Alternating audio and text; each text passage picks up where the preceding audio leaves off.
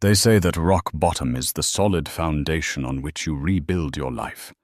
But what happens when the person kicking you down there is the one who vowed to protect you? Picture this. You are standing in a ballroom filled with the city's elite. You are holding a glass of champagne that costs more than your first car, and your husband, the man you sacrificed your career, your body, and your secrets for, taps his spoon against a glass.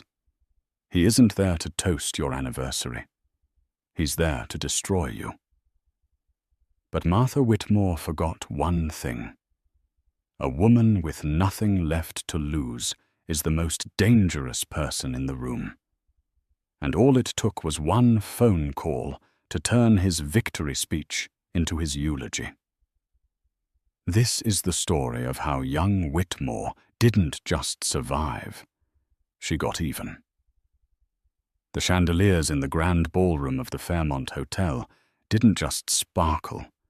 They judged, or at least that's how it felt to young Whitmore, as she stood by the entrance, gripping her clutch so hard her knuckles turned the color of old ivory. It was the 5th annual Whitmore Gala for Urban Renewal. 5 years ago, this event had been a potluck in a rented community center basement. Back then, Martha was just an ambitious city councilman with a crooked tie and a dream, and Young was the shark of a corporate lawyer who funded that dream, editing his speeches in red ink at 2 a.m. while nursing their newborn son, Leo. Now Martha was the candidate, the front-runner for the Senate seat. He was polished, tanned, and standing in the center of the room, surrounded by donors who looked at him like he was the second coming of JFK. Young adjusted her posture, wincing slightly. The numbness in her left leg, the secret she had kept from everyone, even Martha, was flaring up again. The doctor at Mount Sinai had called it clinically isolated syndrome, a precursor to MS, likely triggered by extreme stress. Stress, she thought bitterly. That's one word for it. "Smile, darling. You look like you're at a funeral." The voice was smooth, like expensive whiskey, but it burned on the way down. Young turned to see Martha looming over her. He was handsome in that devastating, calculated way, hair perfectly coiffed tuxedo, tailored by a man in London, whose name sounded like a sneeze. "I'm just tired, Martha," Young said, her voice barely a whisper. Leo had a rough night. The night terrors again. Martha's jaw tightened. He hated mentions of Leo's issues in public. It ruined the perfect family tableau. Jessica handled the nanny situation. You're not supposed to be tired. You're supposed to be glowing.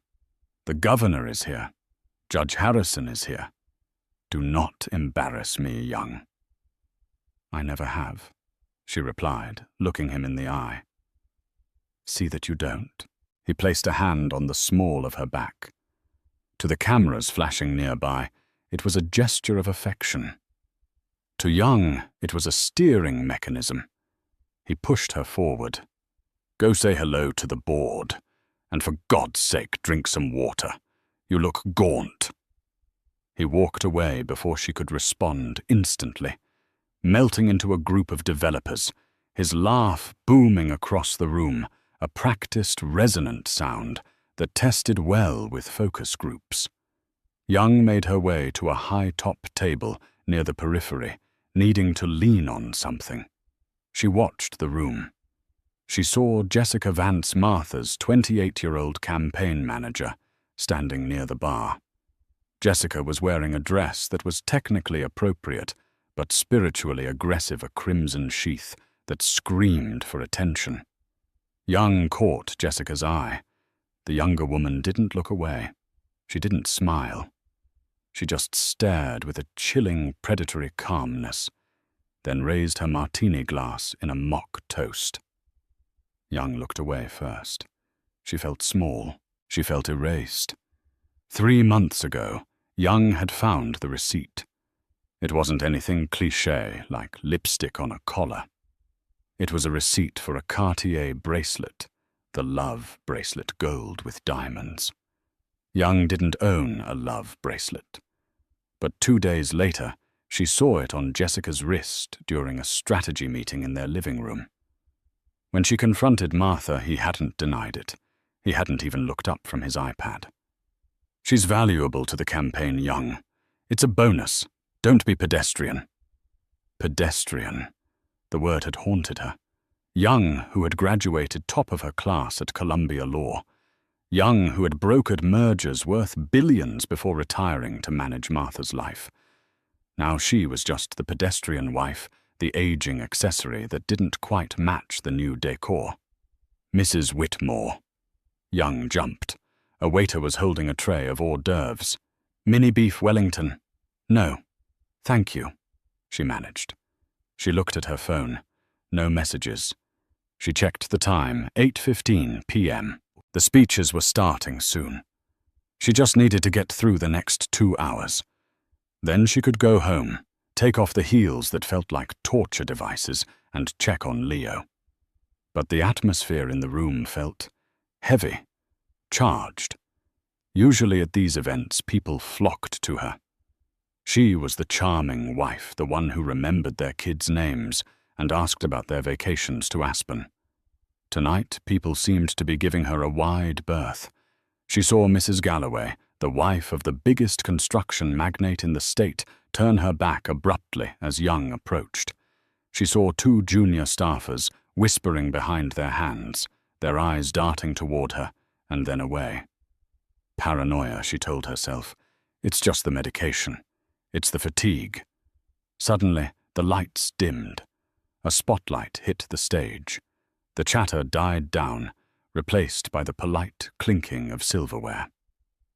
"Ladies and gentlemen," the announcer's voice boomed, "please welcome the man of the hour, the future of our great state, Martha Whitmore."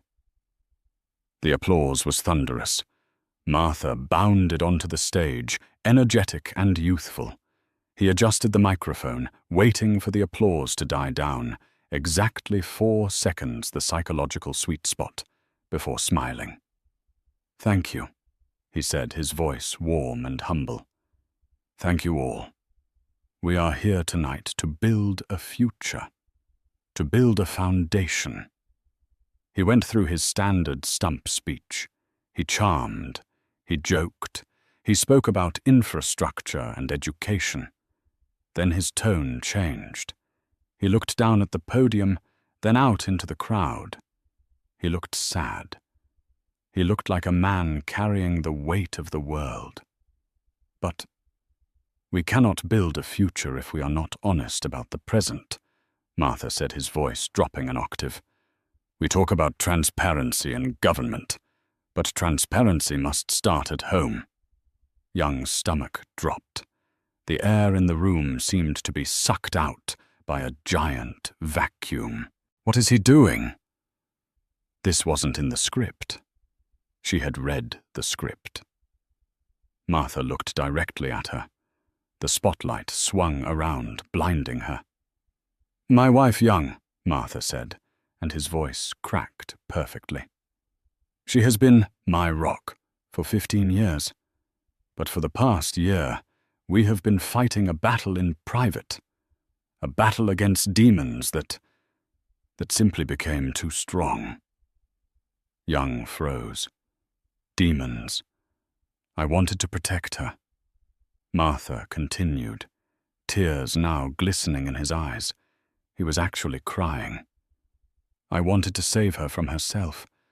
But when addiction takes hold of a family, when mental instability threatens the safety of our children, a gasp rippled through the room. Young stood up, her legs shaking violently. Addiction, safety of the children. She drank a glass of wine a week. She was the one who stayed up with Leo during his meltdowns, while Martha slept in the guest house. "It is with a broken heart," Martha said, staring at her with a look of profound, staged pity. "That I must announce that Young and I will be separating. I will be seeking full custody of our son for his own protection, while Young gets the help she so desperately needs at a facility we have selected for her." The room went silent. Dead silent. Young felt the blood drain from her face. This wasn't a divorce announcement. This was an execution. The silence that followed Martha's declaration was heavier than the crystal chandeliers overhead. It was a physical weight pressing down on Young's chest, making it impossible to breathe. 300 pairs of eyes belonging to judges, senators, CEOs, and gossip columnists were fixed on her. They weren't looking at her with sympathy. They were looking at her with morbid curiosity, like she was a car crash on the side of the highway. They were looking for the signs. Is she drunk right now? Look at how she's shaking. Look at how pale she is. Martha had weaponized her illness. The trembling, the fatigue, the stumbling, he had just reframed it all as addiction and instability. "I ask," Martha continued, his voice regaining its strength, "for your privacy and your prayers during this difficult time. This is not a political decision. This is a father's decision." He stepped back from the podium, head bowed. Jessica Vance rushed to his side, handing him a handkerchief, looking the picture of the supportive, capable aide. Young stood there, alone in the spotlight. Her mind was racing, trying to latch onto something logical. Full custody. He wanted to take Leo. He wanted to take her son, the boy who only calmed down when Young sang Blackbird to him, the boy who couldn't handle loud noises or changes in routine. Martha didn't even know the name of Leo's occupational therapist. Martha treated Leo like a broken prop that needed to be hidden away. "He's discarding me," she realized with a cold, terrifying clarity. "He has the donor money. He has the poll numbers. I am the last loose end." She looked around the room. She saw Judge Harrison shaking his head sadly. She saw her friends looking at their plates. No one moved toward her. She was radioactive. She needed to leave. She needed to get out of this room before she screamed or collapsed. She turned, her movements jerky and uncoordinated due to the shock and the neuropathy in her leg. As she took a step, her heel caught on the edge of the carpet. She stumbled. It wasn't a bad fall. She caught herself on the back of a chair. But in that silent judging room, the sound of the chair scraping against the floor sounded like a gunshot. "Oh dear," someone whispered loud enough to be heard. "She can barely stand." "Tragic," another voice murmured. "Absolutely tragic."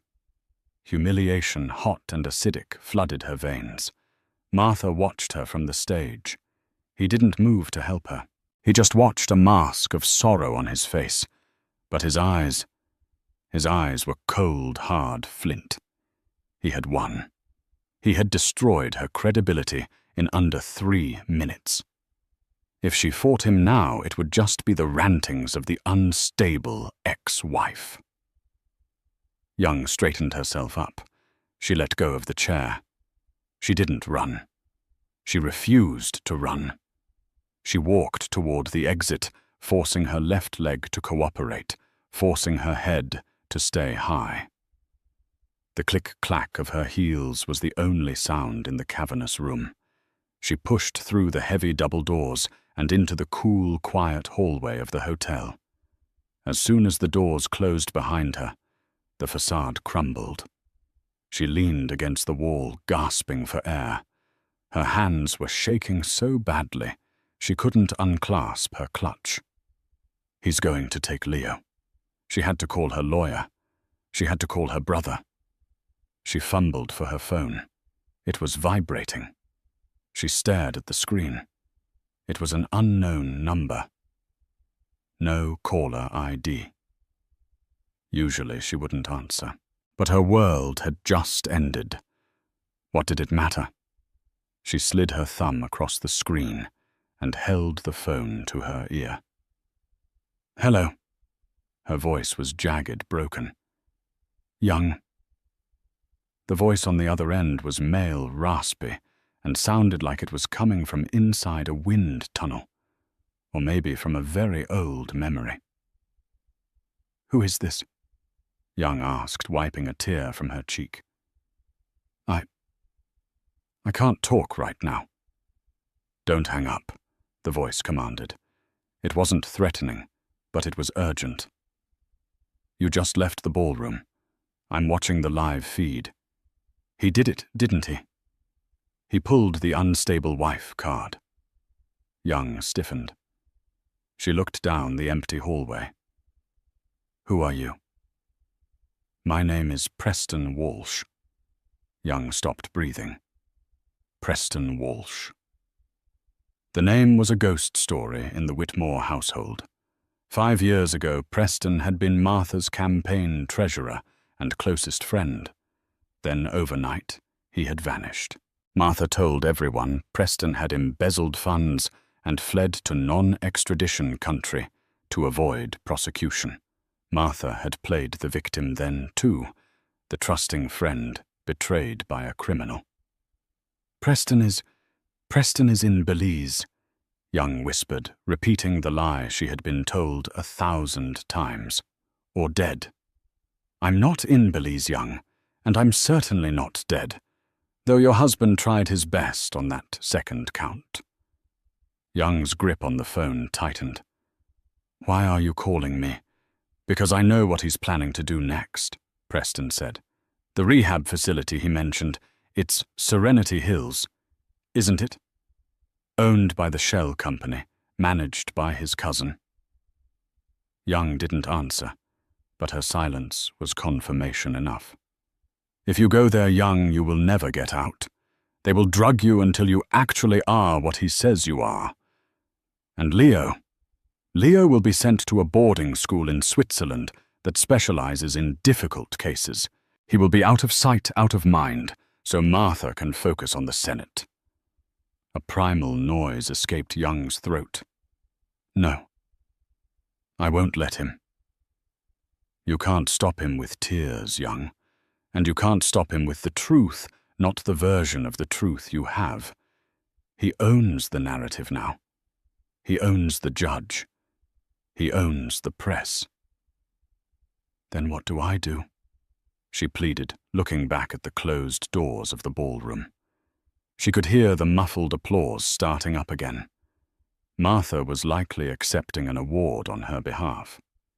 "You need to nuke the narrative," Preston said. "I have something. I've been holding on to it for 5 years, waiting for him to make a mistake. Tonight, when he went after you publicly, that was his mistake. He got arrogant." "What do you have?" "I have the ledger. The real ledger. Not the one he showed the FEC. And I have the recording from the night the girl died." Young felt the hallway spin. "What girl?" "Turn around, Young." Young turned. At the far end of the hallway, standing near the service elevators, was a man in a wheelchair.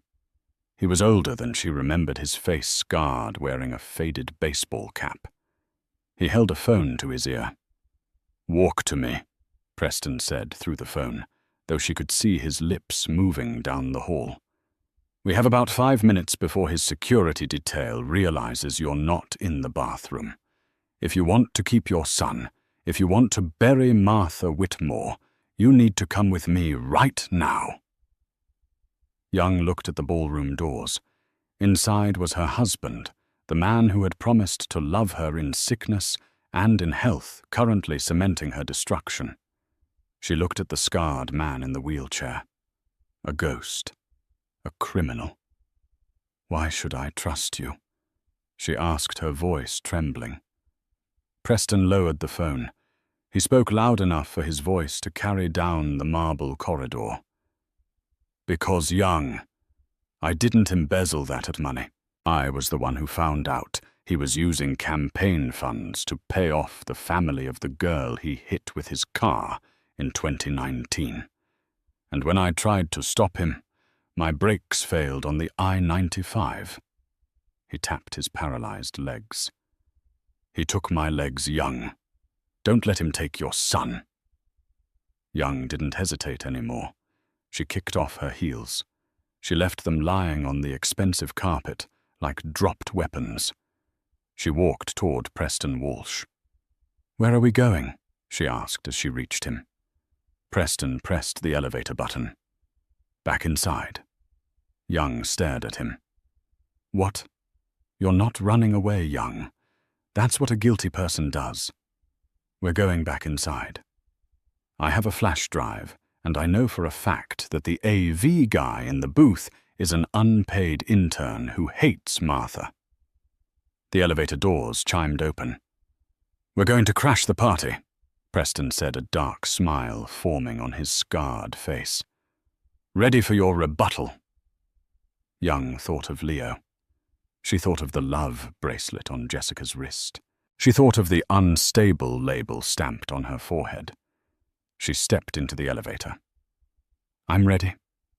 The service elevator smelled of stale coffee and industrial cleaner, a stark contrast to the lavender-scented air of the ballroom, but to Young it smelled like oxygen, like truth. She stood barefoot on the metal floor, her expensive gown trailing in the dust. Beside her, Preston Walsh sat in his wheelchair, his knuckles white as he gripped the armrests. Up close, the damage Martha had inflicted was undeniable.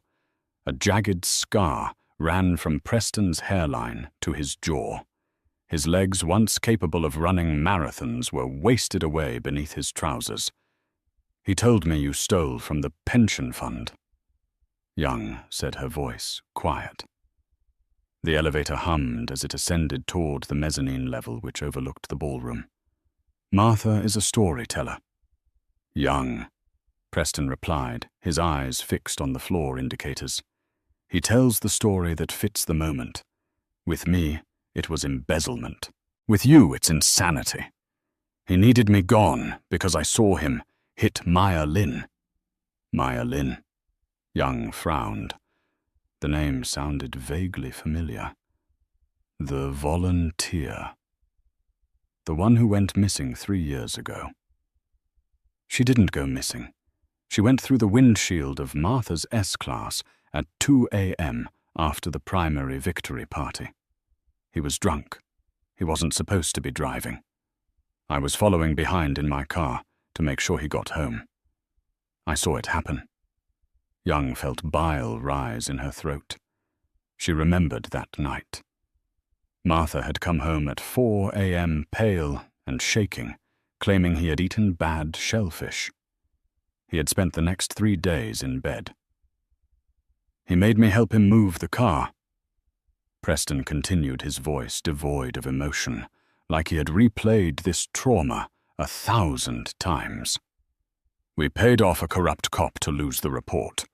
We paid the family an anonymous settlement from the campaign slush fund. That's the money I supposedly stole. But I kept a copy of the dashcam footage from my car. I told Martha I destroyed it. But he never believed me. That's why my brakes failed a week later." The elevator dinged. They were on the second floor. "Why wait until now?" Young asked, stepping out and holding the door for his chair. "Because until tonight, you were on his team. You were the formidable Mrs. Whitmore. If I came to you, you would have turned me in to protect your family. But tonight he discarded you. He made you a liability, and a liability is just a loose end waiting to be cut." Preston stopped his wheelchair and looked up at her. "Young, your leg. The numbness. What about it? Does Martha make you a nightly herbal tea for your nerves?" Young froze. "Every night. For the past 6 months. It was a ritual. Drink this, darling. It'll help you sleep." "Yes," she whispered. "Thallium," Preston said grimly. in microdoses. It mimics autoimmune disorders, numbness, fatigue, hair loss, confusion. He hasn't been caring for you, young. He's been poisoning you, just enough to make you look sick, but not enough to kill you. Yet. The world tilted on its axis. The clumsiness, the brain fog. It wasn't stress. It wasn't MS. It was Martha. He had been slowly killing her while smiling in her face. A fury cold and sharp as a diamond crystallized in Young's chest. The fear vanished. The sadness evaporated. All that was left was a burning need for nuclear retaliation. "Where is the AV booth?" Young asked. "End of the hall. The tech lead is a kid named Ben. I hired him as an intern 5 years ago. He knows what Martha is. He just needs a push." They moved down the hallway. Below them, through the glass railing, they could see the ballroom. Martha was still on stage, bathing in the adoration of the crowd. He was holding up a photo of Leo. "I am doing this for my son." Martha's voice echoed through the speakers, distorted slightly by the distance. "To give him a stable father." Young didn't look down. She marched to the door marked audio/visual, staff only, and pushed it open. Inside the room was dark, lit only by the glow of a dozen monitors. A young man with messy hair and a headset was tapping furiously on a tablet. He jumped when the door opened. "Hey, restricted area, you can't." The young man stopped. He saw young Whitmore, barefoot and disheveled. Then he saw the man in the wheelchair. "Mr. Walsh," the kid gasped. I heard you were in Belize." "Plans changed, Ben," Preston said, rolling into the room. "We're doing a remix, tonight." Ben looked from Preston to Young. He looked at the monitors showing Martha's face. He looked at the security feed, showing 2 large men in earpieces scanning the lobby, clearly looking for Young. "They're looking for her," Ben said nervously. "If I mess with the feed, I'll lose my job. I'll get blacklisted." Young stepped forward. She placed her hand on the console. "Ben," she said. Her voice was steady, commanding the voice of the lawyer who used to terrify CEOs. "If you don't do this, Martha Whitmore becomes a senator. And if he becomes a senator, he becomes untouchable. You know what he is. Preston told me you know." Ben swallowed hard. He yelled at me once. Threw a hot coffee at me. Because the mic feedbacked. Burned my neck. He poisoned his wife, Preston added casually. And he killed a girl. Ben's eyes widened. "This drive." Preston held up a small silver USB stick. "It contains a video file. I need it on the main projector. And I need the audio piped through the main array. Max volume. Can you do it?" Ben looked at the screen where Martha was now shaking hands with the governor. He looked at the scar on Preston's face. "I can override the laptop," Ben whispered. "But as soon as I do, they'll storm the booth. It'll take them maybe 2 minutes to get up here." 2 minutes is all we need," Young said. "Do it." Ben took the drive. His hands were shaking, but he plugged it in. "Okay." Ben typed a command. "Bypassing the campaign proxy. Killing the live feed. Ready in 3, 2. Young walked to the large glass window of the booth that looked directly down onto the stage. She wanted to see his face. 1, Ben said. He hit enter. In the ballroom, the applause was dying down. Martha was beaming one hand on the podium, the other waving to the balcony where the VIP donors sat. "And so," Martha said, leaning into the microphone, "let us move forward with courage. Let us be the light in the dark. Screech." A high-pitched feedback squeal tore through the room. Guests covered their ears. The crystal glasses on the tables vibrated. Martha frowned, tapping the microphone. "Is this... Can we get some tech support, please?" He chuckled, trying to diffuse the tension. "Even the best technology has hiccups, right?" Suddenly, the giant screen behind him, which had been displaying the campaign logo, a stylized sun rising over a field, flickered black. The room murmured. Jessica Vance, standing near the stage steps, spoke hurriedly into her headset. "Cut the feed. Go to the backup. What is going on?" Then a sound filled the room. It wasn't music. It wasn't a speech. It was the sound of wind. The sound of an engine revving. "Martha, slow down. You're doing 90. The voice on the speakers was unmistakable. It was Preston Walsh, but he sounded younger, panicked. "Shut up, Preston. I'm fine. I'm the best driver you know." The second voice was Martha, but it was slurred, heavy with alcohol. The entire room went dead silent. Martha froze on stage. He looked back at the screen. An image appeared. It was grainy dashcam footage, stamped with a date, November 4th, 2019. It showed the rear of a black Mercedes swerving across the lanes of a highway. "Turn it off!" Martha screamed, his good guy mask instantly vanishing. He waved frantically at the back of the room. "Cut the power. It's a deep fake. It's AI." But the video continued. "Martha, watch out." Crunch. The sound was sickeningly loud. It was the sound of metal hitting flesh and bone. The black Mercedes on the screen swerved violently. Tail lights spinning before slamming into the guardrail. On the screen, the dashcam vehicle. Preston's car pulled over.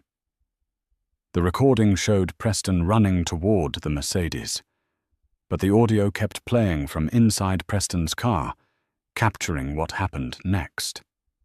"Oh God. Oh God, Martha.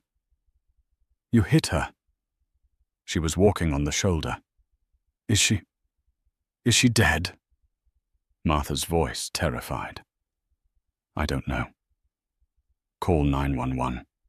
No, 911. Do you know what day it is?" "Preston, I just won the primary. If I call the cops, I'm done. My life is over." "She's bleeding, Martha. We have to help her." "Get her off the road. Throw her in the ditch. We'll say I was home. You drove. No, I was home. Listen to me, Preston. I will ruin you if you make that call. I will bury you." The gasps in the ballroom were audible even from the booth. Mrs. Galloway dropped her wine glass. It shattered, but no one looked down. Every eye was glued to the screen. Martha looked small now. He looked like a cornered animal. He looked toward Jessica Vance, but she was slowly backing away, her face pale. The audio cut to a new clip, a phone recording. It's handled Preston. The money is in the offshore account. The family thinks it was a hit and run by a trucker. You need to stop asking questions. Accidents happen. Heroes are necessary. Casualties are inevitable. Then a third clip. This one was recent. Very recent. "She's getting suspicious, Jessica. I need to up the dosage on the tea. Just enough to get her committed. Once she's in Serenity Hills, I get power of attorney. Then we can liquidate her trust to cover the campaign debt. She's worth more to me, crazy, than she is sane." That was the final nail. The video cut to black. For 10 seconds, there was absolute silence. No one moved. No one breathed. The horror of what they had just heard The callousness, the murder, the calculated poisoning of a spouse was too much to process instantly. Martha stood alone on the stage. The spotlight was still on him, merciless and bright. He opened his mouth, but no sound came out. He looked at the crowd, searching for an ally, searching for a way to spin this. "Lies," he croaked, but his voice was weak without the microphone, which Ben had cut. "Technological manipulation." From the mezzanine balcony, a movement caught the crowd's eye. Young Whitmore stepped up to the railing. She was illuminated by the ambient light of the chandeliers. She was barefoot. Her hair was messy. She looked exhausted. But she stood with a posture of iron. Next to her, visible to everyone below, was Preston Walsh in his wheelchair, the man Martha claimed was an embezzler in Belize. "It's not a lie, Martha," Young said. Her voice wasn't amplified, but in the dead silence of the ballroom, it carried like a bell. She looked down at the sea of faces, the people who had shunned her 10 minutes ago. "He poisoned me," Young said, her voice trembling with rage, not weakness. "He killed a young girl named Maya Lin, and he tried to kill his best friend to cover it up." She pointed a finger at her husband. "You wanted to announce a separation. Martha. You wanted full custody. You can have the separation, but you will never, ever touch my son again." Martha's face contorted into a snarl. He forgot the cameras. He forgot the donors. He lunged toward the stairs of the stage, pointing up at the balcony. "You bitch! You ungrateful, crazy—" "Mr. Whitmore!" The booming voice came from the main entrance. The double doors swung open. 4 police officers strode in, followed by 2 detectives in suits. Preston had been busy in the elevator. He hadn't just called Young. He had forwarded the files to the State Attorney General, an old rival of Martha's. "Martha Whitmore," the lead detective shouted, walking down the aisle. "Place your hands behind your head." Martha looked at the police. He looked at Jessica Vance, who was currently slipping out a side exit, a futile effort, as officers were waiting there too. He looked up at Young. For a moment, their eyes locked. He looked for the submissive, sick wife he had created. He didn't find her. He found the shark who used to win impossible cases. "This is a mistake," Martha yelled as the officers grabbed his arms. "Do you know who I am? I am the next senator of this state. You have the right to remain silent," the officer said, handcuffing him roughly, "and I suggest you use it," as they dragged him away, kicking and screaming obscenities that would surely be on the morning news. The room turned its attention back to the balcony. Young felt her knees give way. The adrenaline was fading, and the effects of the thallium were still in her system. She gripped the railing. Preston reached up and took her hand. "You did it, Young." She looked down at him and managed a weak smile. "We did it." Below them, the crowd began to talk, the hum of shock, of scandal, of history being witnessed. But Young didn't care about them. She needed to get to Leo. She needed to get the poison out of her body. But as she turned to leave the railing, she saw Mrs. Galloway, the woman who had turned her back on Young earlier, looking up. Mrs. Galloway was crying. She slowly started to clap. It wasn't a polite golf clap. It was a slow, rhythmic clap of respect. Someone else joined in. Then another. Soon the entire ballroom was applauding. They weren't applauding the gala.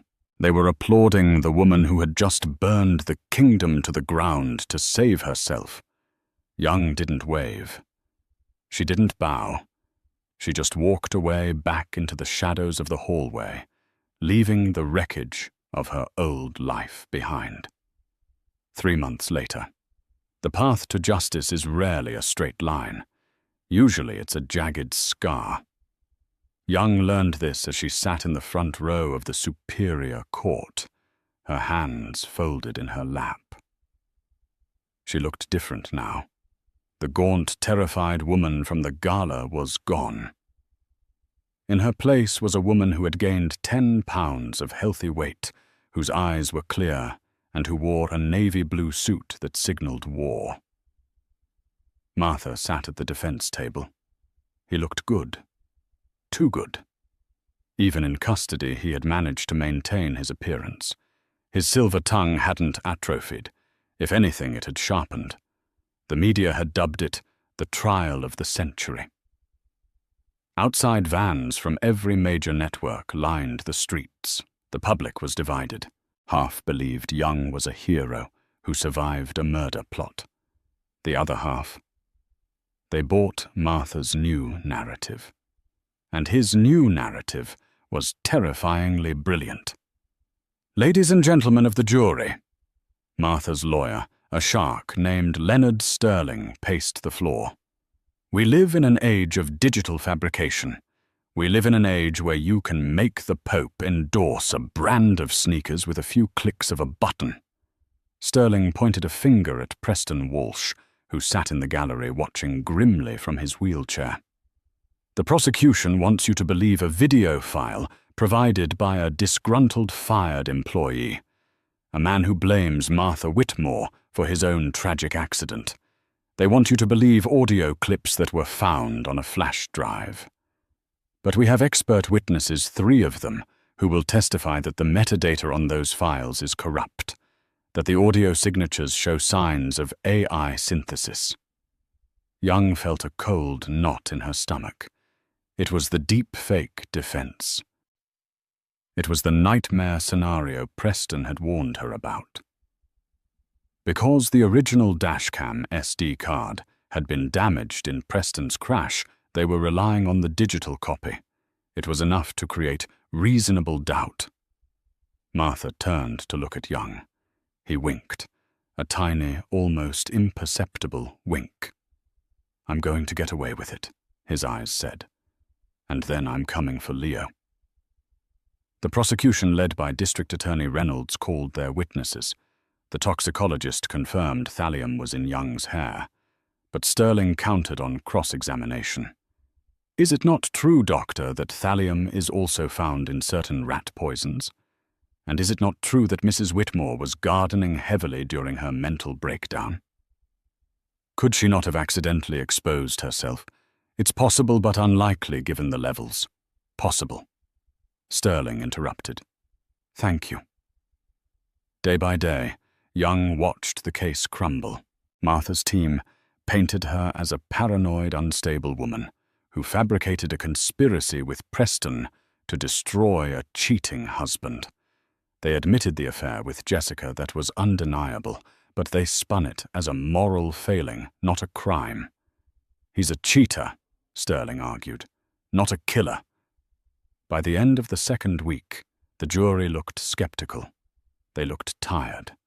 Martha was winning. "We need a Hail Mary," Preston told Young during the recess. They were in a private witness room. "Sterling is eating the forensic evidence alive." "Where is Jessica?" Young asked. "She's the key. She was there. She saw him dose the tea." "Jessica is in the wind," Preston said, rubbing his temples. "Her lawyer says she's pleading the fifth." "She's terrified, Young. She knows what Martha is capable of. She thinks if she talks, she ends up like Maya Lin." "She needs to know she's not safe either," Young said, standing up. "Get me her number, her burner number." "Young, you can't contact a witness. It's witness tampering." "I'm not going to tamper with her," Young said, her voice hard. "I'm going to save her." Young didn't call. She knew Martha's associates would be monitoring the lines.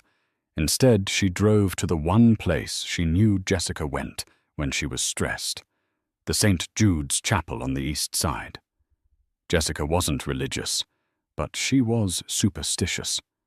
Young had seen her go there before big campaign speeches to light a candle for luck. Young found her in the back pew, wearing a hoodie and sunglasses, looking nothing like the crimson-clad vixen from the gala. She looked like a child. Young slid into the pew behind her.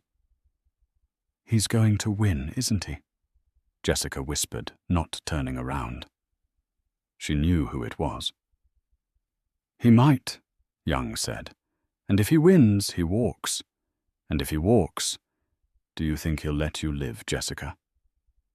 You're the only one left who knows about the tea. You're the loose end." Jessica's shoulders shook. "I didn't know about the girl. Maya.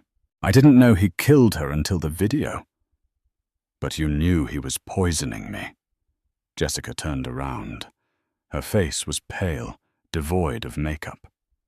"He told me it was just sedatives, to keep you calm, so the divorce would go smoothly. I didn't know it was thallium until I saw your hair falling out. You watched me die, Jessica." Young said, her voice trembling with suppressed rage. "You wore my jewelry and watched me die, but I'm not here to judge you. I'm here to tell you that Leonard Sterling isn't protecting you. He's paid by Martha. He's stalling until the trial is over so they can deal with you quietly." Jessica began to cry. "I can't testify. I have nothing. No proof. It's my word against his." "You have the bracelet," Young said softly. Jessica looked down at her wrist. The Cartier love bracelet was gone. "I sold it." Jessica sniffed. "Not that bracelet," Young said. "The other one. The one Martha doesn't know about." Jessica froze. She looked at Young with wide eyes. "I checked the household accounts, Jessica. I know Martha paid for your apartment. I know he paid for your car. But there was a withdrawal 3 weeks ago. $10,000 in cash. Martha didn't authorize that. You did. You were stealing from him." "I was saving up to run away," Jessica hissed. "Exactly." Young leaned forward. "You were stealing from the campaign funds. That makes you an accomplice to embezzlement. Unless what? Unless you turn state's evidence. You give them the insurance." "I don't have insurance." "Yes, you do." Young bluffed. She stared deep into the younger woman's eyes, channeling every ounce of confidence she had left. "Martha is a narcissist. He keeps trophies. He kept the dash cam video. He kept the thallium bottle. Where is it, Jessica? Did he give it to you to dispose of? And you kept it, didn't you, because you knew one day he'd turn on you?" Jessica's breath hitched. Young had guessed right. "It's in my storage unit," Jessica whispered. "The bottle. And his handwritten journal. The one he uses to track the bribes." Young closed her eyes and exhaled. "Get it. Bring it to court tomorrow, or Martha walks and we both end up in a ditch." The next morning, the courtroom was electric. The defense had rested. It was time for the prosecution's rebuttal. "The people call Jessica Miller," the bailiff announced, using Jessica's real surname. Martha's head snapped up. He looked at his lawyer, Sterling, who looked equally confused. This wasn't on the schedule. Jessica walked in. She wasn't wearing white. She was wearing a black turtleneck and slacks. She looked somber. She carried a sealed evidence bag. When she took the stand, she didn't look at Martha. She looked at the jury. "Ms. Miller," D.A. Reynolds asked, "what is in that bag?" "It is a bottle of thallium sulfate," Jessica said, her voice clear, "and a ledger, a black moleskin notebook." "Where did you get these items?" "Martha gave me the bottle to throw in the river 2 days before the gala. He said, the job is done. But I was scared. So I kept it. And the ledger. He kept it in his safe. I knew the combination. It lists every bribe he paid to zoning commissioners. It lists the payout to the police sergeant who buried the Maya Lin file. And Jessica paused, looking directly at Martha for the first time. It lists the withdrawals from the Leo Whitmore Trust. Martha stood up. She's lying. She's a thief. She's trying to frame me. Sit down, Mr. Whitmore. Judge Harrison banged his gavel. Miss Miller, the DA continued, why did you decide to come forward today? You had immunity before, but you refused to speak. Jessica took a deep breath. She placed a hand on her stomach. Because yesterday, I went to the doctor. The room went silent. I'm pregnant, Jessica said. It's Martha's. A collective gasp swept through the room like a gust of wind. Young, sitting in the front row, felt her heart stop. A baby. He had started a new family while trying to murder his old one. I realized, Jessica continued, tears streaming down her face, that if he could do that to Leo's mother, what would he do to me? What would he do to this child if we became inconvenient?